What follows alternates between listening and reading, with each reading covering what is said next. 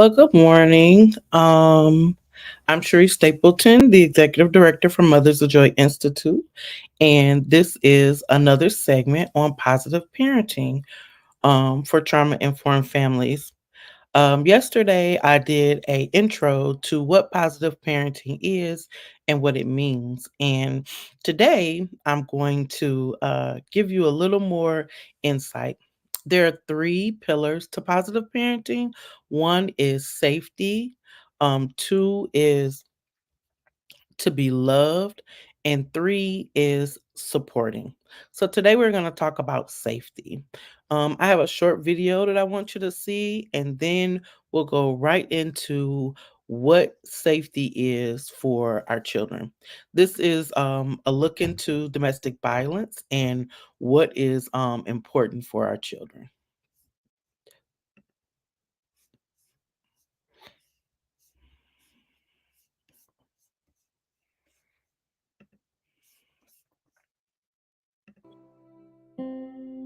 The community plays an enormous role in keeping children safe. Schools, childcare centres, GPs, they're often the first port of call, maternal and child health nurses, but also the next door neighbour. Police are central to good practice, and whatever family and friends can do to support children and to support women in these circumstances, and sometimes it's picking up the child to go to the basketball practice. It's keeping the routine, keeping the normal things that help kids to feel like they're grounded. Sometimes those practical things are what women need most. To support both the mother and the child, I think it's really important to think about the mother as the greatest resource that that child has in terms of keeping the child safe. And to be able to do that, we need mum and child to be able to communicate with each other. So being able to think of ways where you might be able to have a talk to the child in the company of the mum, but also providing mum opportunities where she can say not only how it is for her, but how it is parenting and how it is for each of her children, who may all be having their own different experiences. What she needs is your validation, your affirmation that she's a good person, she is smart, she's going to get through this, there is a way out, and that she's not on her own. I think it's important to try and understand the child's situation as much as possible. An outsider looking in can never know exactly what's going on, but children are wanting to be able to talk to someone about what's happening for them. They may be very fearful to tell someone, but at the same time, if they're given the opportunity and if they know that it's someone they can trust, then they will open up about what's going on at home. The signs that a child might be experiencing domestic violence are sometimes the ones that are most obvious are the ones that people may notice, and that might be acting out behaviours or aggressive behaviours towards peers or towards others. Many children living with violence can actually be doing well at school and are quite resilient. So it does depend on the quality of the relationship, their attachment, their temperament, a whole lot of other protective factors. But on balance, we know that children are impacted negatively. Sometimes children are very angry towards their mother, even though their mother isn't the cause of the violence, but they react to her because she's not behaving in a way that her partner wants her to behave, and the children will feel, particularly if he's saying to the children that she's not doing her job or not doing things the way he wants them to, the children feel that resentful that she should just fall into line and then their lives would be easier. Sometimes women will be very scared and almost overcompensate with the children, and they've lost confidence in their mothering, in their parenting. Reassuring her she's doing the right thing by setting appropriate limits, expecting kids to be respectful, setting consequences, establishing routines, bedtimes, set structure for the kids. That will help the kids to calm down actually and to feel safe. And they won't feel safe unless they sense that actually now mum's in charge. Conversations that families and friends can have with women who are mothering children and trying to sort out how do I manage? Do I go? Do I stay? Or how do I leave safely? Because often the planning for the leaving is so important that it's done safely. We talk a lot about helping children and mothers safety plan. So what that means is that in the event that they're feeling unsafe, they've thought through some of the things they might be able to do to either protect themselves or seek protection from others. Now, of course, with the laws, it would be important to keep in mind that if you suspect that that child's being abused, then you could contact the Child Protection Service locally and have a talk to them. Child protection can play a varied role, really, depending on the circumstances. But the whole ethos is around trying to preserve the children in the family and not to take children away, but to do the opposite, to help children to be safe, to be have stability at home, and to promote their development. In the event of immediate concerns about safety, of course, we would recommend to call the police. But I think over a period of time, it's important just to be mindful of what's happening for the family and make those opportunities to have a little chat or notice how that person's feeling, how that child's feeling, and then decide what you might do. You may need to talk to someone else to get some advice about what to do.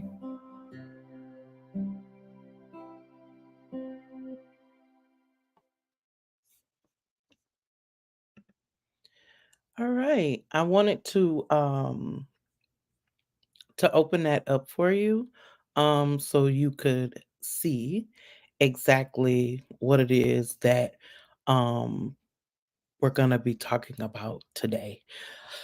Um just a second. I will pull up our information here, and hopefully that you can see that well. Um if not, let's make it bigger. So, it says oh, I'm sorry. This is the focus. This is positive parenting. This is what positive parenting means.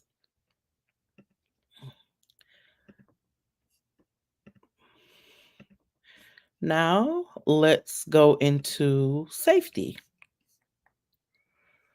Mhm, mhm. Safety.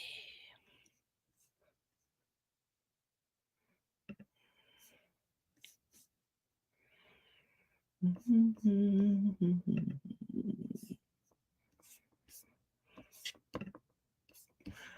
Mhm. All right, here we are. Safety. So, what safety represents, it states that, excuse me, in positive parenting, ensuring safety involves establishing a secure and caring setting for your child. This encompasses physical, emotional, and physical well being, safeguarding your child, establishing boundaries, and offering emotional support and direction. It also entails building trust and a secure parent child bond, allowing the child to feel secure in expressing themselves and navigating their surroundings. Prioritizing safety is critical in positive parenting for the child's health, the growth, and happiness. So, I wanted you to hear what safety is regarding to positive parenting. And I also wanted you to hear what happens when a child experiences abuse, right? A lot of times we think that abuse is just hitting or um being harsh to a child. Abuse could also be not providing a child their basic needs. One thing I can say about Genesee County is that we have so many resources that if you're in need or if you're having a hard time providing certain things for your children or child, there are resources available, from diapers to formula to support with education and also even support with you, parent.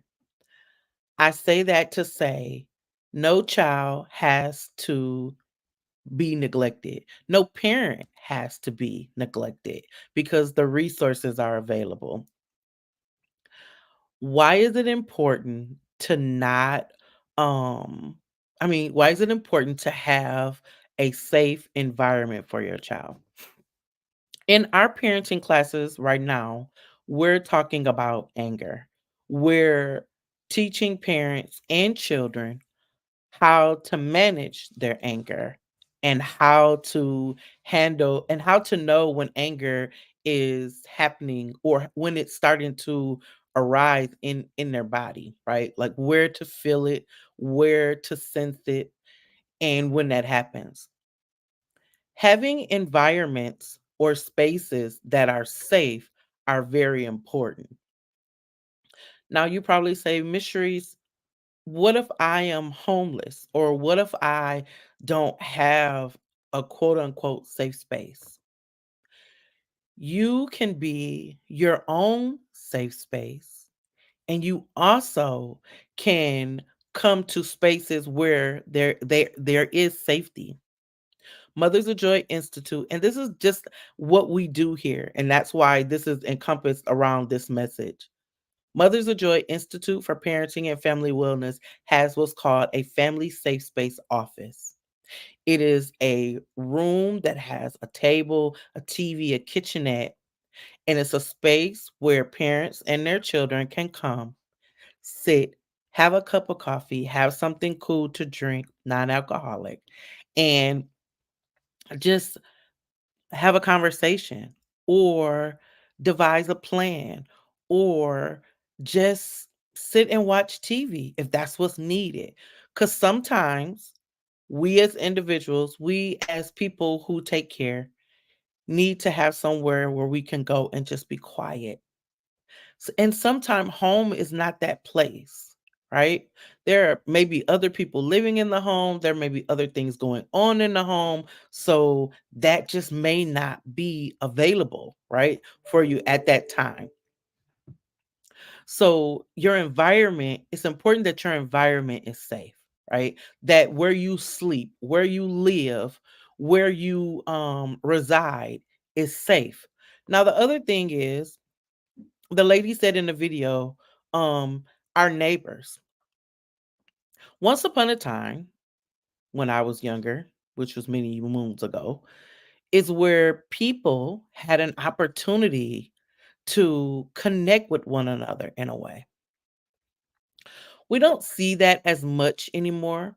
We see people off to themselves, minding their own business, they say that minding their own business. Because a lot of times when you connect with people, you invite them into your world or they invite you into their world. And they have to feel like they're able to trust you with their world, right? So if there's something going on that you don't go out and just tell the world, well, my neighbor doing blah, blah, blah, blah. No, that you help them find the resources or what it is that's needed, right? Or if you can't handle that, then you just have to leave that situation alone. A lot of times we cause a lot of problems for ourselves because we may think that we're doing the right thing. The only way that you're doing the right thing where it's pertaining to someone else is if you get their permission to do the right thing by them, right? When we have parents come into our program, we have them um, sign consents because they know Miss Sharice talks about different things. I never say anyone's name or I never convey, who it is, but I may talk about some things. And that's just so that people can understand what our processes are. True story. Yesterday, we had ants in our office. So Miss Sharice went and got some spray and didn't realize that the spray was oily. And I sprayed it. Oh, did I spray it? Sprayed it and that it was oily. So then the floor was slippery. So there was no way that we could have class inside of the space. Luckily, our hallway is somewhat conducive enough, right? To be able to have that particular session on yesterday. And it just shows that in the midst of different situations, trials, sometimes you may just have to do something a little different, or you may have to shift. I'm thankful that my helper person came yesterday to do some things, because she showed me, a little hot water can get some oil off the floor, especially if it's made with lemongrass oil. But I wanted to share that with you because that was me making sure that those who were in our space or that was with us were safe. No want anybody slipping around, falling on the floor and things like that. That could cause a whole nother set of problems. And those aren't things that we want to have happen here at Mothers of Joy. So that is a way of keeping your environment safe. Another way of keeping your child safe and yourself is your emotions, right? The class that we're teaching right now until mid-May is called I'm Angry. And it's true. Sometimes we get angry. Oh, Miss Sharice just got angry this morning. But it's how you handle your anger, right? I would be at a deficit or a loss if I sat here and said, "Oh no, I never get angry," or "Oh no, things like that don't happen." Um, but they do. Sometimes you're in situations and something happens that you have no control over. And if your mind hasn't if you haven't taken the time to teach yourself skills and tools on how to manage yourself when you get upset, or what happens in your body when you get upset, you'll be quick to just, as the young people say, pop off, or quick just to snap, or quick just to say something, and there's this book I read. It tells you that what you put in, what the things that you say and the things that you put in, what you read, what you watch, that's what'll come back out during those times of frustration and anger, right? You won't think before you speak. You'll just react. That is a way of keeping you and your child safe. Another way is the things that you eat. I know we, quote unquote, are in a food apartheid where I live, and there's not a lot of grocery stores that are in close proximity of certain areas. So people have to do with what they have. But there are ways that you can eat healthy, right? I know people, okay, here we go. So, who has a problem with beans? I used to have a problem with beans when I was younger. Now that I've gotten older, I have a taste for beans, and they're actually good for you. They're a source of protein. Oh, and another thing is, who has a problem with beets? I'm sure there's somebody like, oh God, no beets. Beets are very good for your circulation, and also for your blood. And those are things that you need to help keep you safe and healthy. Another thing is, who has a hard time with bread? I have a hard time with bread, but there are certain breads that aren't the best for you, right? So, reading and showing your children how to look at labels and how to manage a meal. You only need three things within a meal.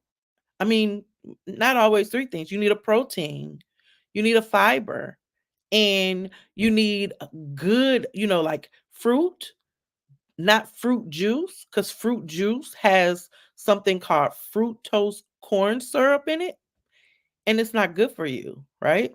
So that right there. Lastly, another way of keeping yourself safe, we said physical, mental, emotional, physical exercise. Now, those of you who know us, we have a dog, right? His name is Yang. Monday, he turned a year old. Yang is part of the reason why now I walk more. I do some other things that I didn't do at first, right? I've incorporated some holistic practices into my lifestyle, but those are things that you do to help with your mental and your physical well being. And those are things that help you to be safe. Parents, let me tell you, parenting is hard work. I will not sit here and act like I am just this person that has it all together and knows all of these things. Because I have been a parent for over 30 years and because I've been in early childhood for over 30 plus years, I learned a lot of different things along the way. Children have changed. Our world of information and education has changed. Our children have so much access, whereas at one point there was not that much access to knowledge and information. So if you're not guiding them, something will guide them. I charge you, parents, in this part of positive parenting, dealing with safety. Manage your household in such a way that love encompasses everything that you do. When you deal with your children and you start to get frustrated, remember that you love them and you want the best for them and you want them to be safe. So having covers and blankets and certain types of clothes for certain times of the year is very important. And if you're at a deficit and things are happening, please do not hesitate to ask for help because that is another way of helping your children and yourself to be safe.